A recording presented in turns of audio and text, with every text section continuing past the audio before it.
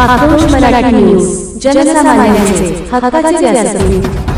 77वा प्रजासत्ताक दिन जिल्हा परिषद प्राथमिक शाळा शिवाजीनगर या ठिकाणी मोठ्या उत्साहात संपन्न झाला।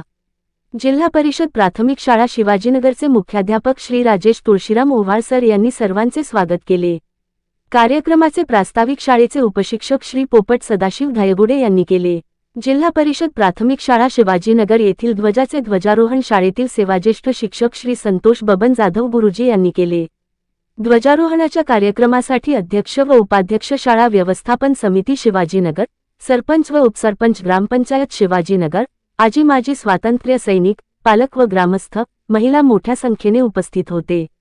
शाळेतील सर्व विद्यार्थ्यांनी देशभक्तीपर गीतावर संगीतमय कवायत सादर केली। ध्वजारोहणाच्या कार्यक्रमाचे आभार श्री अविनाश भगवान भोसले सर यांनी केले। आक्रोश मराठी न्यूजसाठी प्रतिनिधी अभि सपकाळ।